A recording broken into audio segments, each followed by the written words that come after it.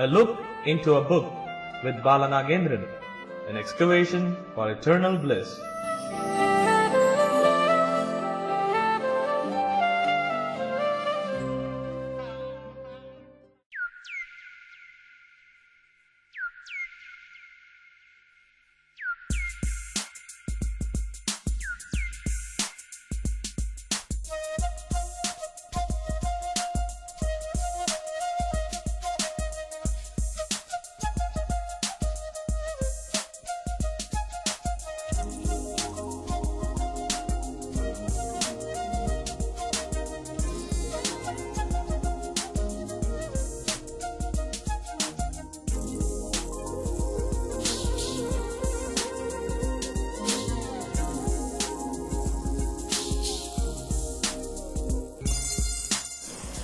We live in a wonderful world that is full of beauty, charm and adventure.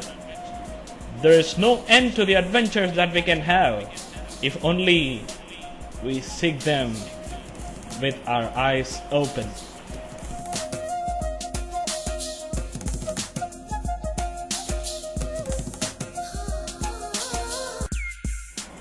Vanakkam listeners, welcome to a look into a book with Balanagendran, an excavation for eternal bliss.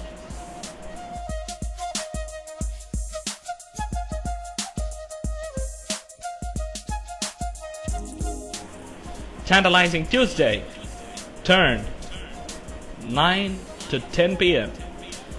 into a moment of merriment with immaculate inductions of the creation that we dig deep down into the core for the excavation to find the source to build our eternal bliss, to airborne our lives from the world of stress to the world of bliss through the master of infotainment, the sailor to splendidness, a voyage that we all chosen to take to veracity, a flight of life. Radio Udaan.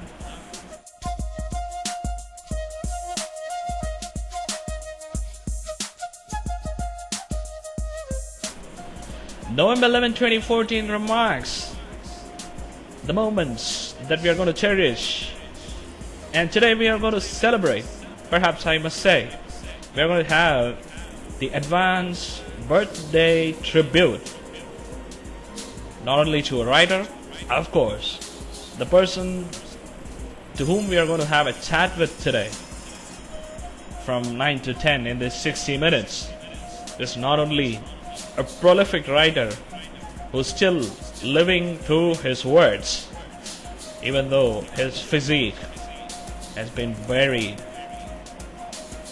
40 years ago. Perhaps this year commemorated his 50 years of death. His physique has been cremated, but his philosophy, legacy, ideology, principles, moral values, social structures, and the nation building still helps each and every single individual of this great nation. Be a prime minister or be a poor fellow. Be a political icon or an average citizen of the populace. You cannot move away from this person's opinions, ideologies, principles, either being critical or being camarader. You have to touch the horizons of this person's legacy which he has left behind, that talks about him and will speak about him times immemorial.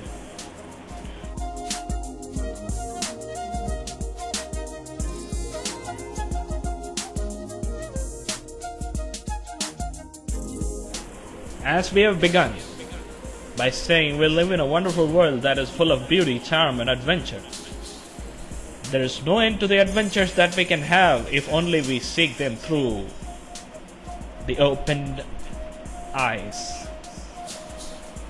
What is the solution to the adventure? Nowadays, Indian scientists and the research and development fraternity is shouting and crying for adventurous thinking. Adventurous thinking is the architect of invention. Necessity is the mother of wisdom. This person proved it absolutely right.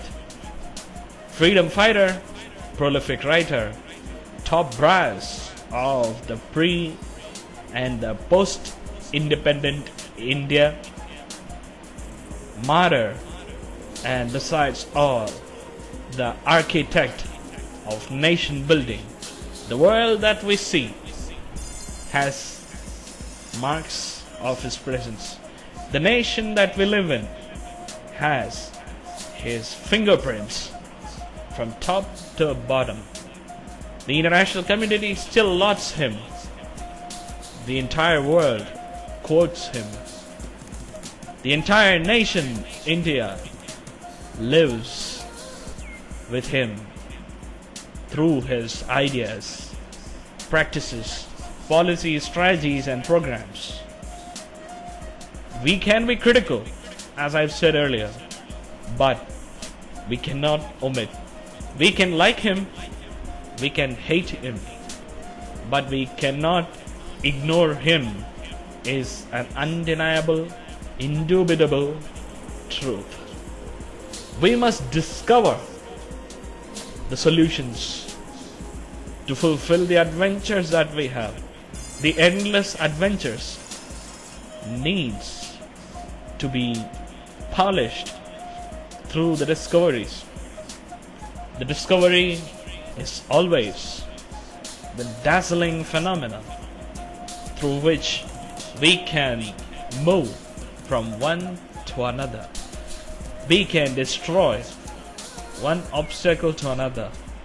We can decimate one blockade to another. We can metamorphose from the level of average to the level of outstanding. The source that we are going to hunt today in our treasure hunt show, Look Into a Book, An Excavation for Eternal Bliss, is going to speak about all of this.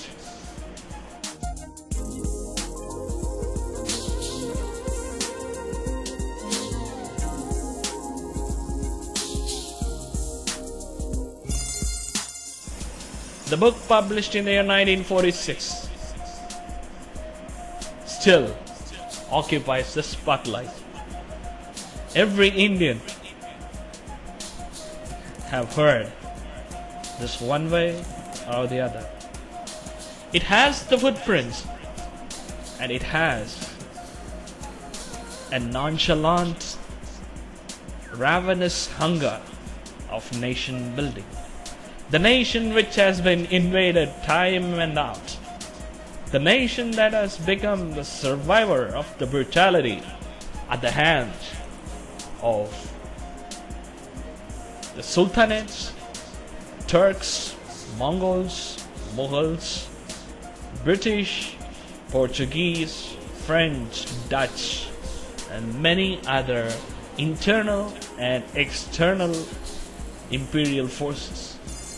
The nation that still runs even after 67 years of independence with the great ravenous of self-reliance, self-sufficiency, self-building, and self-proclamation as a sovereign, socialist, secular, democratic, and republic. The Republic of India, has born through his cage. He has been the position established social establishment activist, the person whose creation we are going to hunt today, perhaps the person through whose creation we are going to pay his birthday tribute today, has the source that has to be inculcated not only by the youngsters but also by the experienced elders. Experience versus energy will always help to create new ideas, will always induct innovation. This is what the solution, the discovery of the adventure, the endless adventure that we can have if only we seek them with open eyes.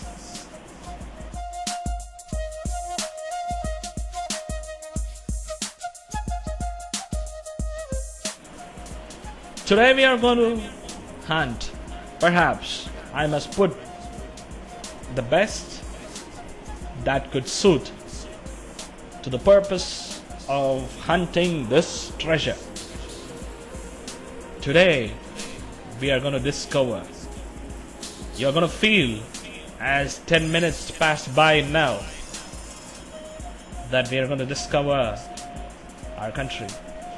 The discovery of India, Pandit Jawaharlal Nehru.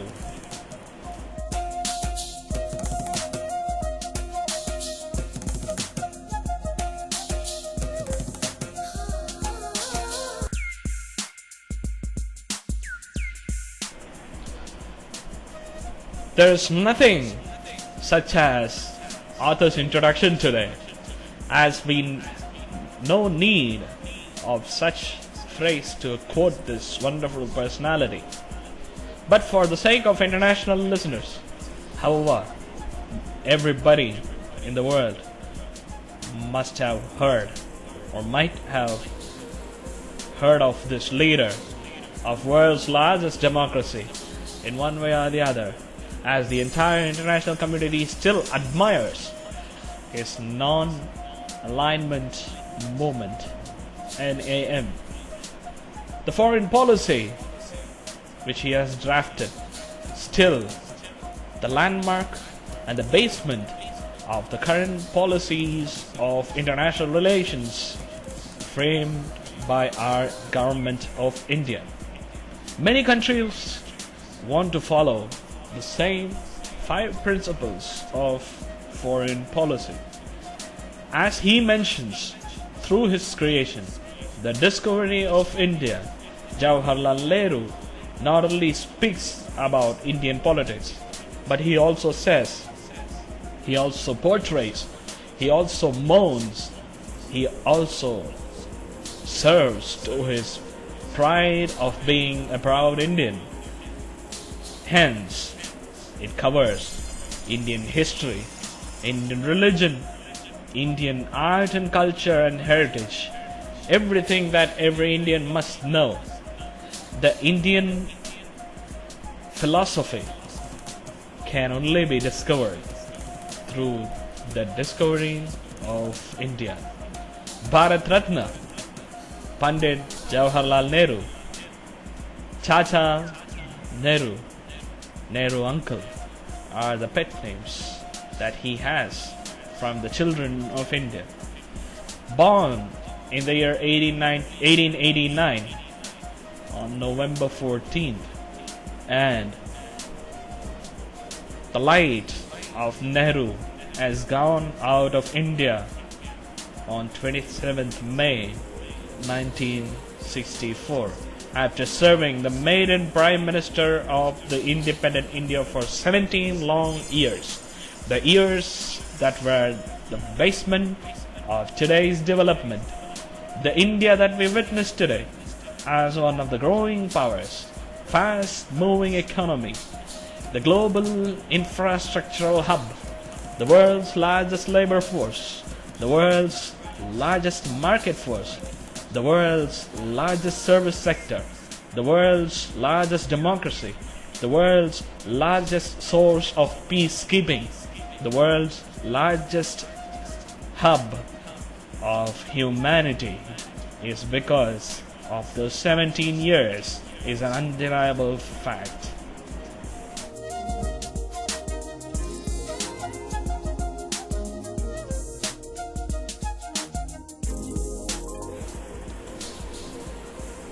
Married to Kamala Kaul in the year 1916 and had a daughter, the iron butterfly of the world's largest democracy, was sworn in as the Prime Minister from 1967 and being assassinated in the year 1984, Indira Gandhi. Nehru also had a male baby in the year 1924. Unfortunately, it has been dead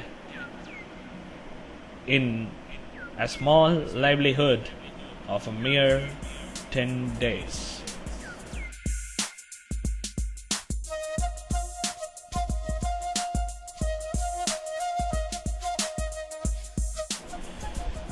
Became a barrister and started his legal profession at Allahabad High Court. As he born in Allahabad, the modern day Uttar Pradesh, Nehru stopped his legal practice due to his nationalistic views. Becoming a barrister from the Cambridge University, when he returned to India in 1912, he joined the International Congress, where he seen the International Congress filled with the moderators and the group of elites. The English and the elites were the serving purpose of that day's International Congress. In 1913, Jawaharlal Nehru helped Mahatma Gandhi's Transvaal March and 1914 sugarcane movements that laid the liberation and the freedom of Indians in South Africa from General Smuts' smuggling policies. After Gandhi returned to India, Nehru and Gandhiji began to have a bondage. Non-cooperation movement, civil disobedience movement, quit India movement set a tone between these two. While analyzing Indian history, especially modern India, particularly Indian freedom movement, we will analyze 4 important leaders: Mahatma Gandhiji, Sardar Vallabhbhai Patel, Jawaharlal Nehru, and Indira Gandhi. Though we can omit Indira Gandhi, though she has partaken in independence movement as being the chief of the Vanara Sena. However, her contribution at the pre-independent India is a mere number, and the historians have omitted to ostensibly project it. Mahatma Gandhiji and Sardar Patel were passed away after a few years of independence. Both of them haven't even crossed 5 years. So the historians are saying, if you want to study the Indian principle, the present India's philosophy, you need to study Nehru. Jawaharlal Nehru's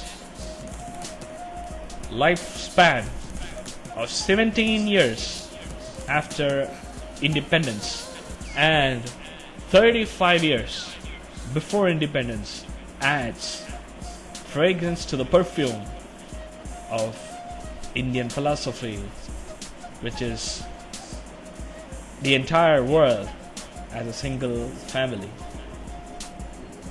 This is where he began to write this hunt, discovery of India.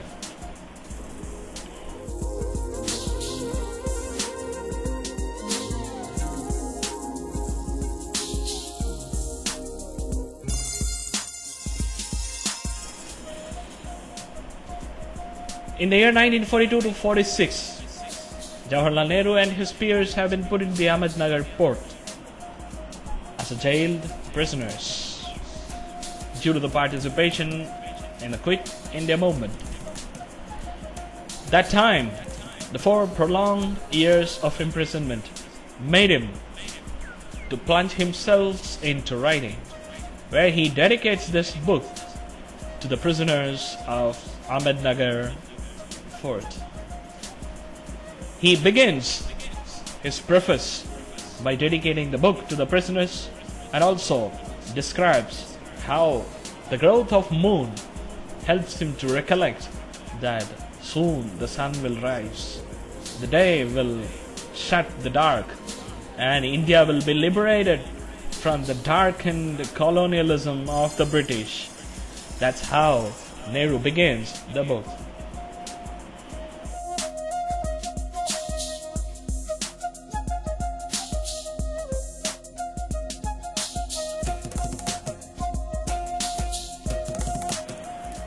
Forward. The discovery of India is surely one of the classical shrines that India possesses, which talks about Indian history, philosophy, politics, religion, and cultural heritage.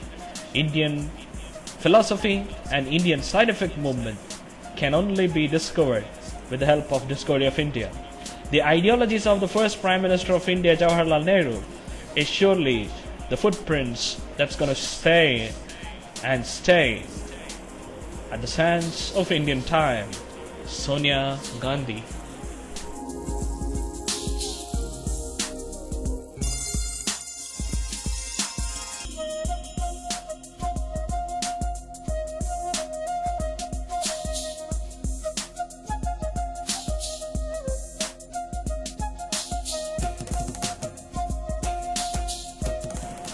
Forward 2.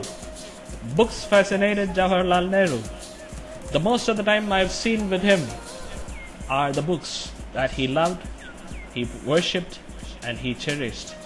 The books made him an ideologist, a pioneer, a founding father of nation building. The books through which he helped me when I was in schools, through the letters, and the letter from a father to the daughter is a clear-cut example of how to make India a civilized, historic society. November 8, 1980, Indira Gandhi.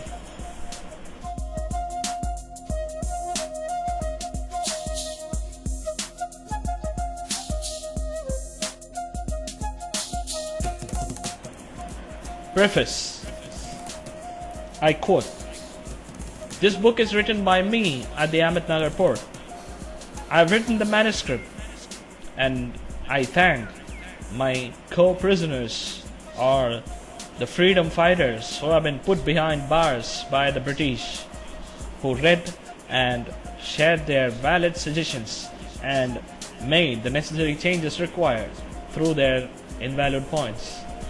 I have read this manuscript for more than 5 times and written again. Soon, my daughter Indira has come to the aid to complete this book. This is not the book that's going to talk about the desire. The book is going to talk about the hunger and the anguish of each and every Indian. The discovery of India, Jawaharlal Nehru."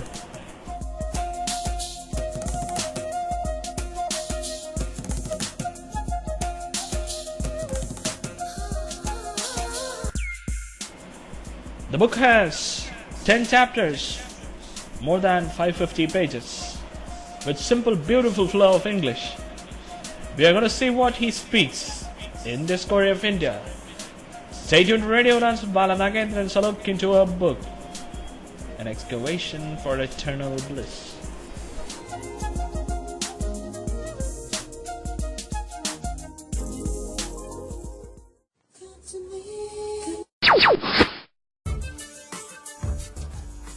जी हाँ दोस्तों, मेरे यानी कि अपने दोस्त RJ Shyam के साथ चलिए टेक्नोलॉजी के सफर टेक सिटी पर, जहाँ होंगी बातें मोबाइल्स की और होंगी बातें कंप्यूटर्स की। तो मेरे यानी कि अपने दोस्त आरजे श्याम के साथ सुनना न भूलिएगा हर बुधवार रात 8 बजे रेडियो उड़ान पर टेक सिटी। बीते हुए लम्हों की कसक साथ, फिल्मी सितारों के कुछ खास लम्हात, कुछ खास जज्बात, सुनिए उनकी निजी जिंदगी की लव स्टोरी और वॉर की पूरी कहानी हमारे इस खास कार्यक्रम में, जिसका नाम है लम्हे लम्हे, कुछ खट्टे कुछ मीठे मीठे, हर बुधवार रात 9 से 10 मेरे यानी आरजे सुशील के साथ सिर्फ रेडियो उड़ान पर। मुलाकात तो होगी।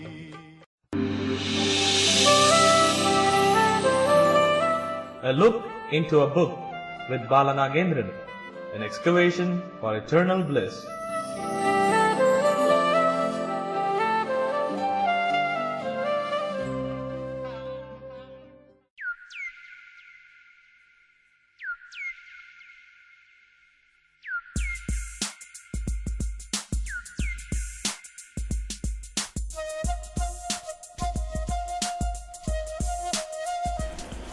Chapter 1, Ahmednagar Fort, 20 months. Pandit Nehru begins like this, I quote,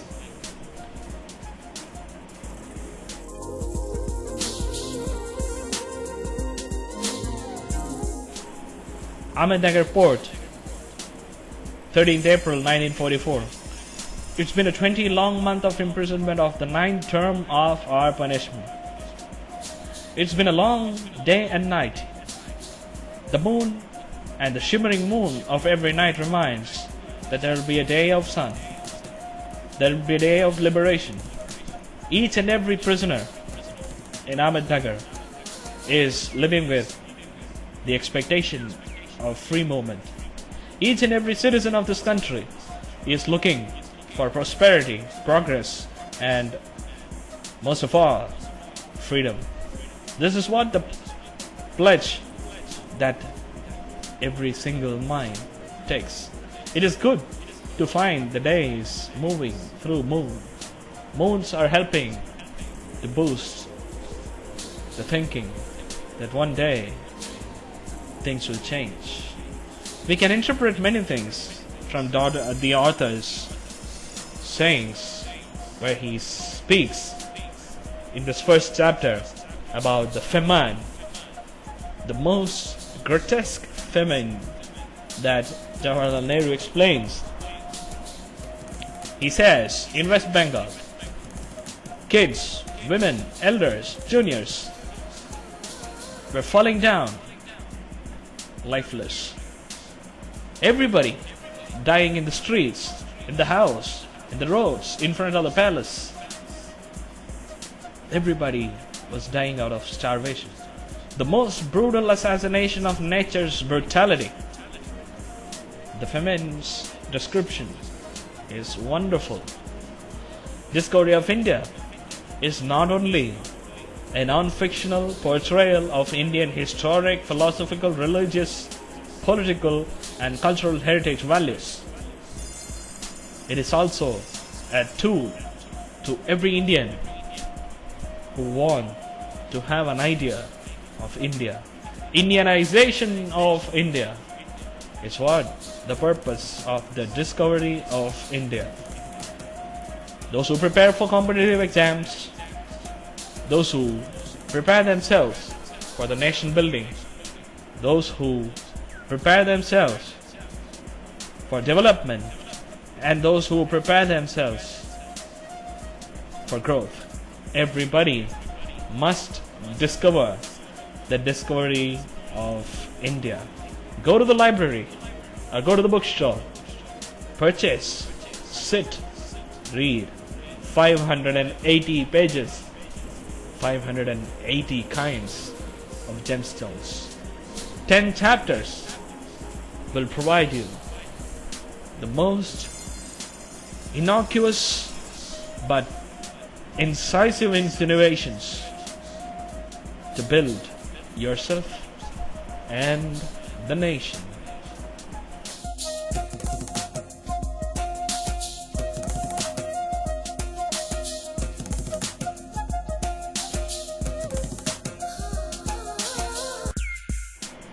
War for democracy. In the first chapter itself, The chapters were divided into various sub-chapters. As we have seen, the first sub-chapter, 20 months and famine. The third is the war for democracy, where he describes participation of Indians without their own will in World War II, emergence of Nazis and fascists, brutal attacks on each other between the developed worlds as the Western imperialist powers on one end and the dictatorial monarchical powers at the other end. Things were turned topsy-turvy. Everything seems sick and twisted. Jawaharlal Nehru explains his anguish, and he also authenticizes through Gandhiji's statement, I quote, "If I wish to have a war with any nation in my life, that will be the war against Germany for the inflicts that they are causing on humanity through Nazism." Everybody were against this Nazist and the fascist philosophy. Nehru is no exception.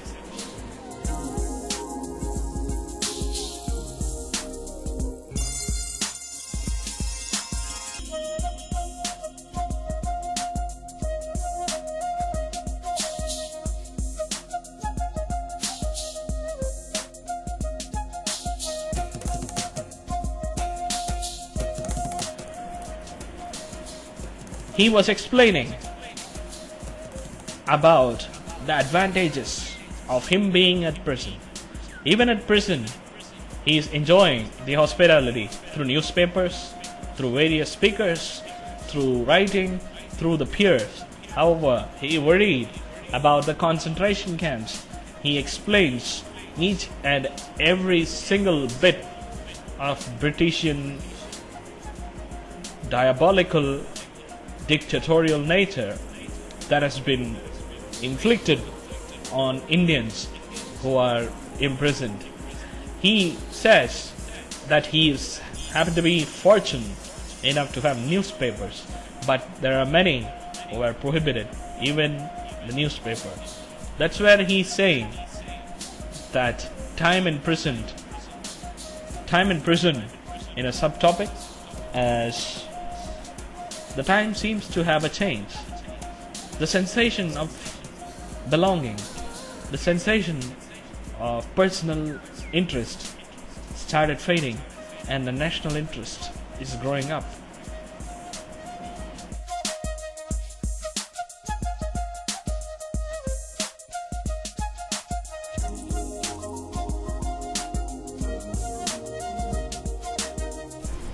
Life's philosophy.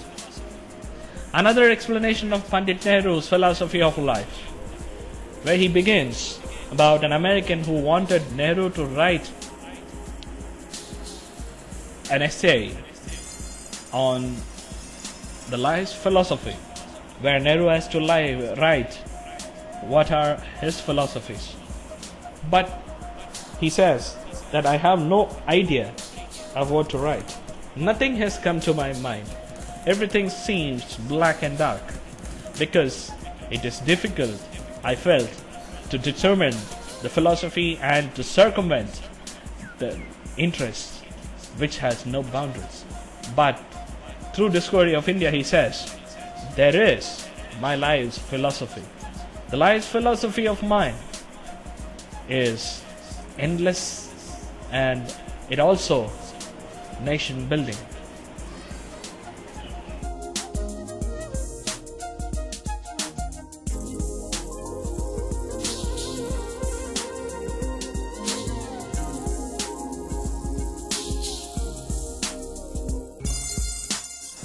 He also says, if I had the chance some years ago, which means some years ago from 1944, to write the life's philosophy, I would have written something as a common individual.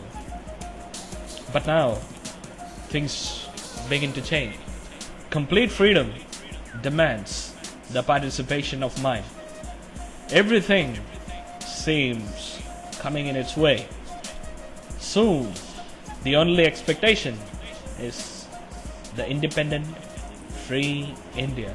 As we have to mention here, as the Nehru was the first leader who proclaimed free India through Purna Swaraj, 1930 Indian National Congress session, where India hoisted the tricolor flag, which happened to be remembered as a Purna Swaraj Day that turned into the Republic Day of 1950.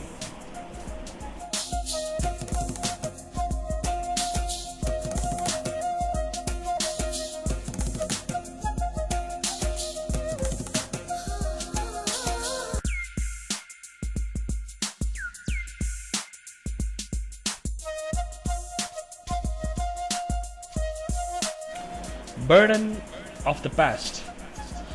In this subchapter, Nehru says about the moving days.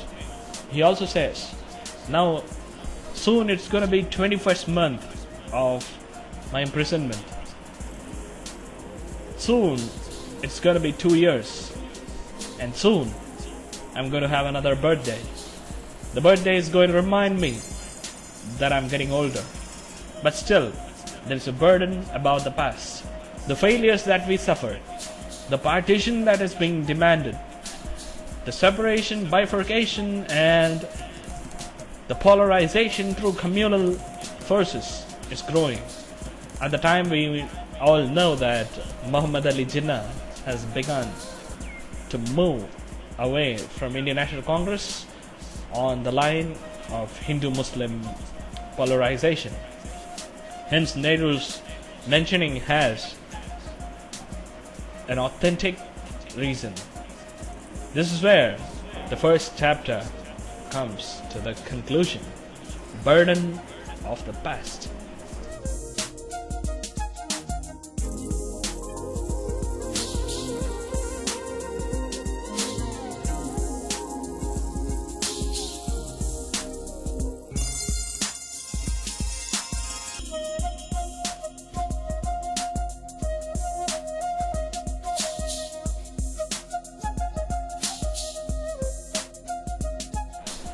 Chapter 2, Bidenweiler Lhasa. First he speaks as a subtopic, Kamala, about his wife. He mentions as he released from Almora jail in 1935, he heard a news about the critical status of his wife, and he also speaks about the death, the way he felt, the death of his wife. How it has transformed his life, and how it made him tightened nation builder.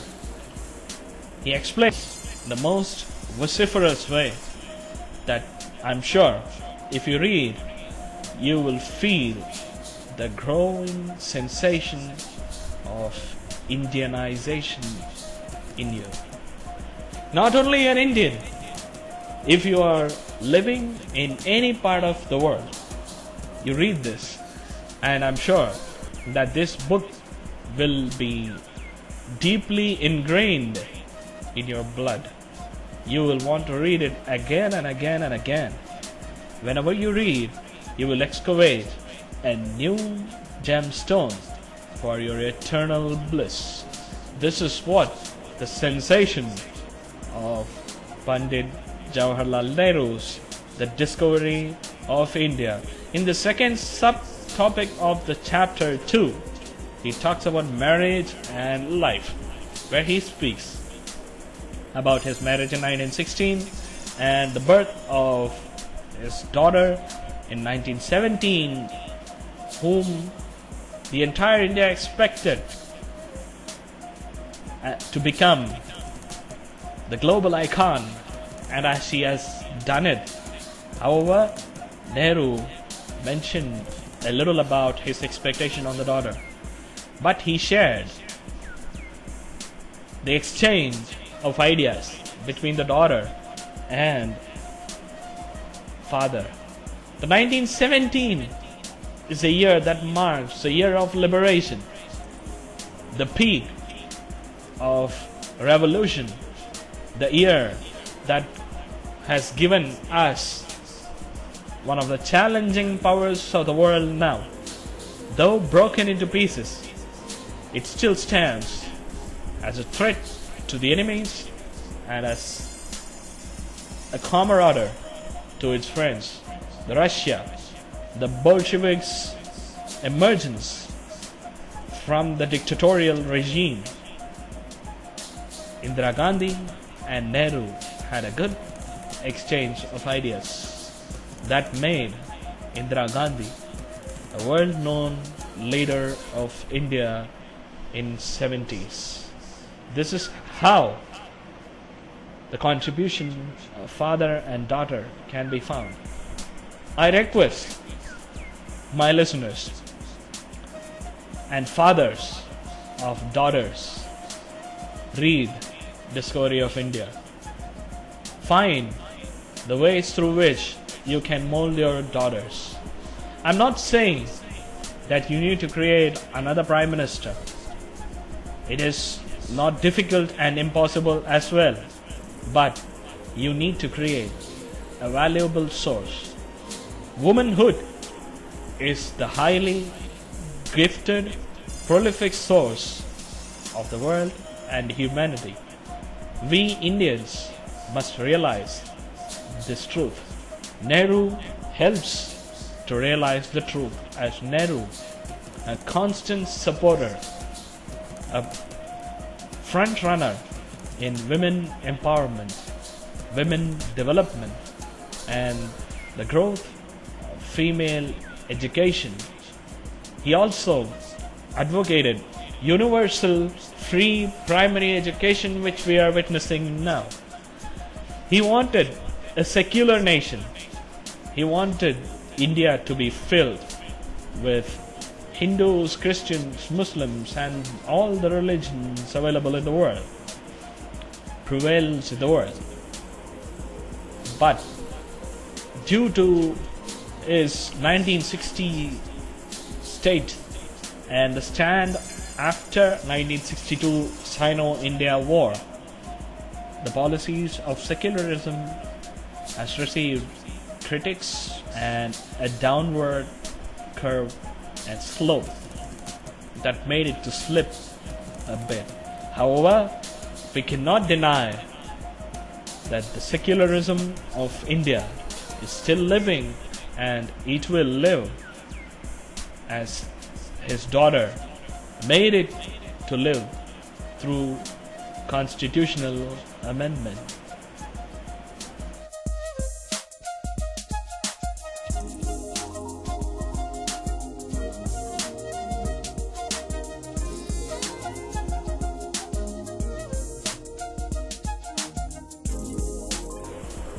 Christmas Day, public relation, death, Mussolini. What he speaks about Mussolini. Let's see. We all know that he is against Benito Mussolini and Adolf Hitler, the Nazist and the fascist. But what he feels, that's most important. In the final part of chapter 2, we are going to see in few moments. Don't go anywhere, stay tuned to Radio Udaan, and this is Balanagendran presenting to you a look into a book, an exploration for eternal bliss.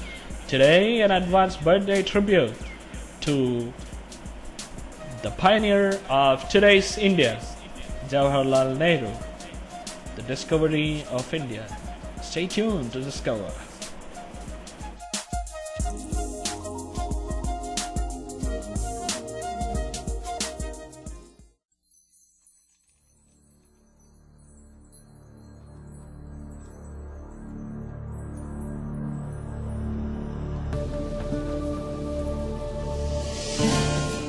If you are a sports lover, अगर आपको खेलों और खिलाड़ियों का जुनून है, तो radio उड़ान लाया है आपके लिए the most comprehensive sports show on radio, sports Galaxy with Swati Saxena.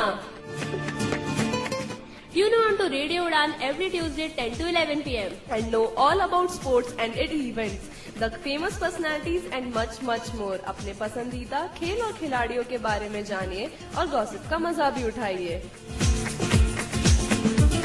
Only on Radio Udaan, Sports Galaxy with Swati Saxena.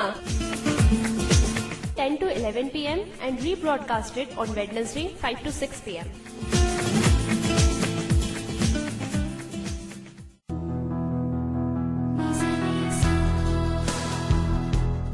Words, words, words. Let's sing in the ocean of words and explore its origin, meaning, usage, and many other known and unknown facts about it. Let's sail in the world of magical words and travel far with entertainment. To listen, Ocean of Words. Every Wednesday from 10 to 11 p.m. log on www.radioudaan.com.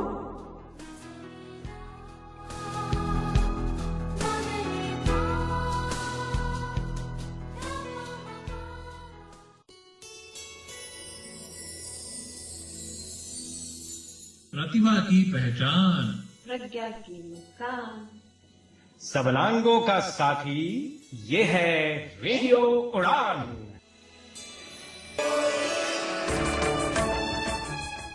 Radio उड़ान के programmes की जानकारी के लिए, shows में participate करने के लिए, किसी भी शो को फीडबैक देने के लिए, आर्काइव रिक्वेस्ट करने के लिए, आरजे बनने के लिए और अपने फेवरेट आरजेस की प्रोफाइल्स पढ़ने के लिए लॉग ऑन करें www.radioudaan.com.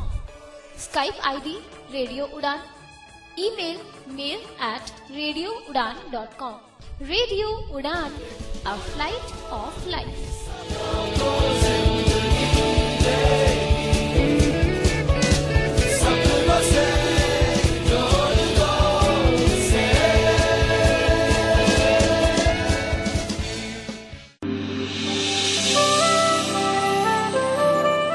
A look into a book with Balanagendran, an excavation for eternal bliss.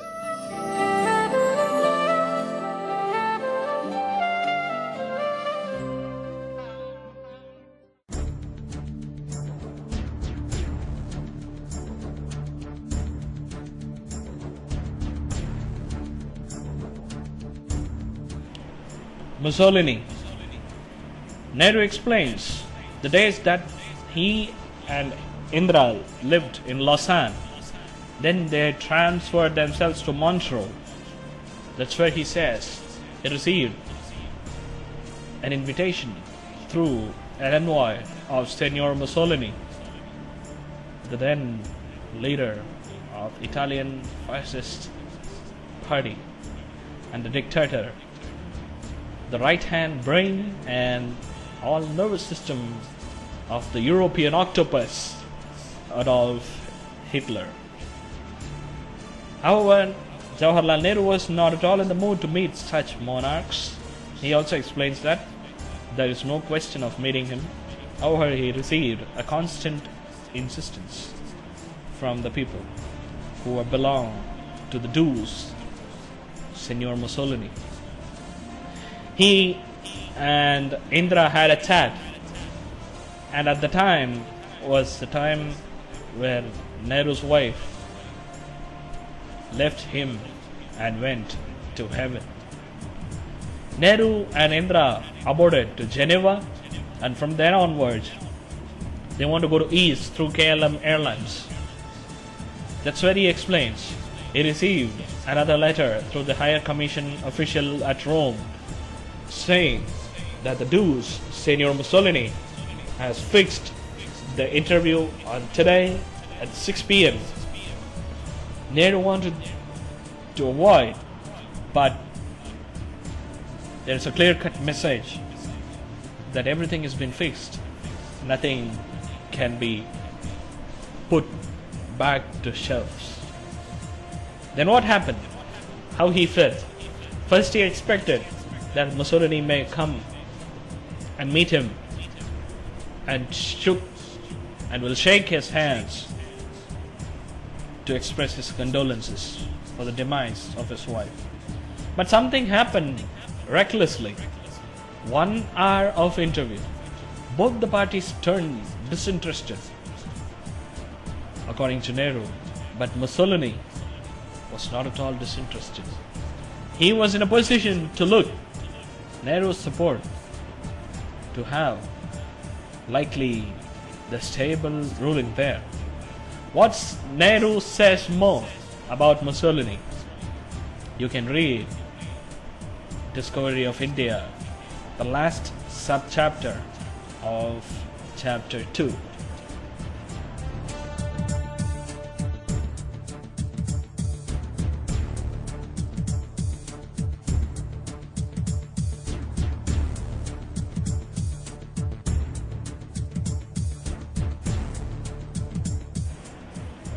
Chapter 3, The Quest.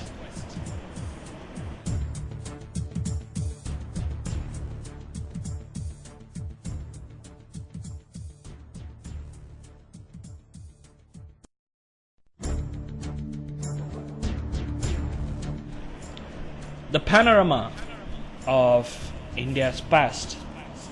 Nehru says, days are moving. My thought on discovering India, learning her, observing her, understanding her, interpreting her, began to flourish. However, I still have a doubt in my mind of on what basis I am going to learn her, my nation, my motherland, India. Nehru explains the quest that he had. Nehru also explains the difference between the nationalism and the internationalism that he had.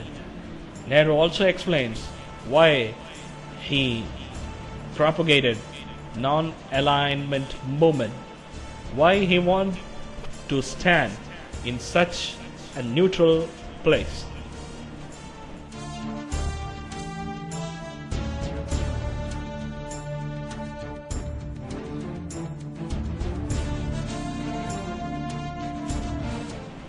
India's strength and weakness.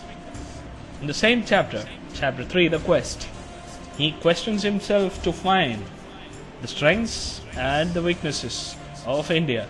He specifically says communal beliefs, religious rapts are the major weakness. Even he said in one of his speech after swearing in as the Prime Minister of India, as I quote, enveloped by dogmas and dogmatic beliefs will make India to stand stagnant and will not help to move forward towards development. I want every religion to flow with free access in this country. We must live as a diverse country with the acceptance of all religion. This is what the secular mentality, as Nehru being accepted by his family and the society as a Hindu, he lived as a Hindu agnostic.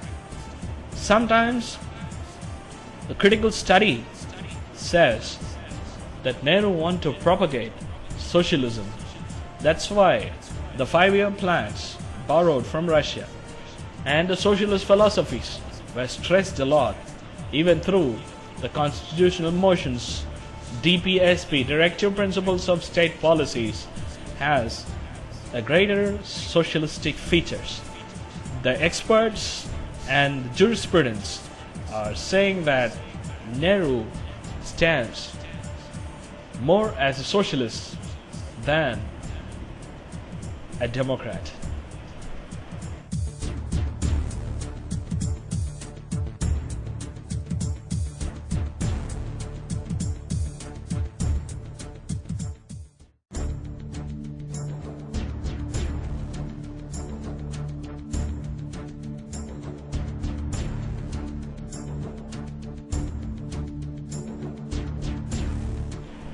Chapter 4. As we have entered into the final 5 minutes of today's hunt. I've said there's chapter 10, 10 chapters, but by considering the curiosity and the validity of the book, and also by considering the significance of 60 minutes, we have only taken the first 4 chapters. We haven't chosen in random, whereas we have chosen in chronological order. You can read, I will say with stern, lovable tone, as you must read The Discovery of India. The chapter 4 titled Discovery of India, where he says and talks about Indus Valley, coming of Aryans, what is Hinduism, scriptures and archaeological gifts of India. Everything has a historical, factual validity. Nehru's Discovery of India is surely a tool that will help you to envelop everything that you need to know about this wonderful nation.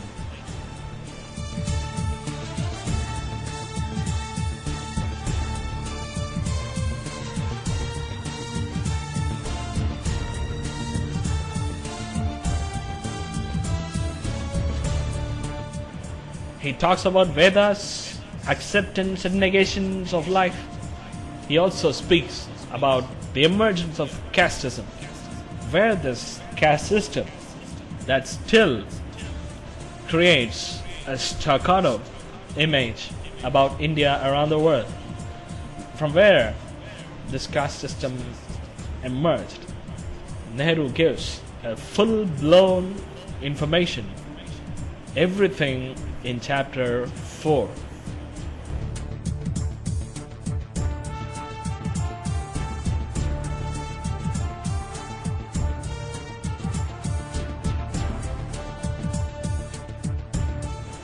Perhaps it must be noted here, chapter 4 can be said as the biggest chapter of the book.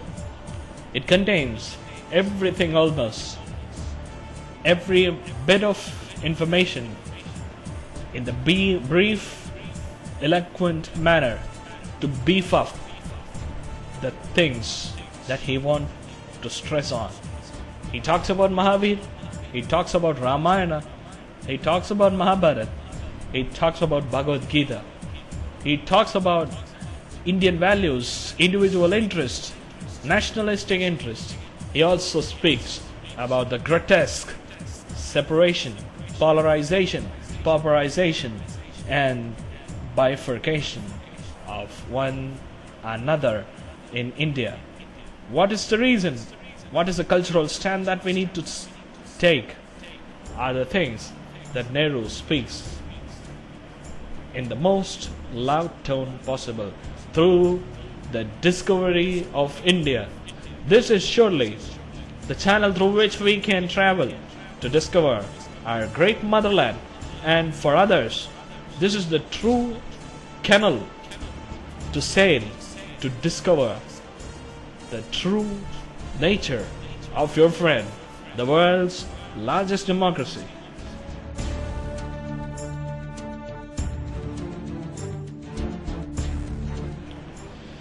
Well, friends, with that note, the clock is about to tick 10 o'clock. It's time for me to say bye-bye, take care, see you, and to leave the studio from Chennai and to transfer to Delhi. Now it's time for me to sit with you all as a listener, to travel and roam as a comet in the galaxy of sports with Swati and Shabra Saxena. Let's listen together what sort of sportal event that they are going to bring in today. It's going to be realistic and it's going to be sensational, no doubt about it.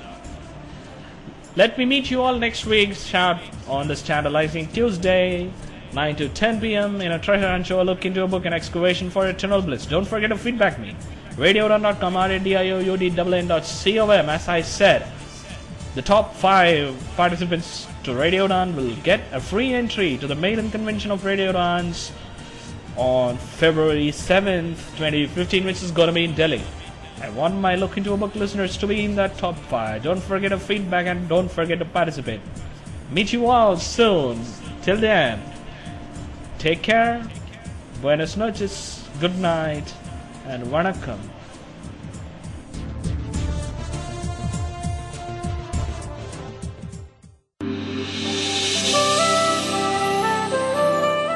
A Look Into a Book with Balanagendran, an excavation for eternal bliss.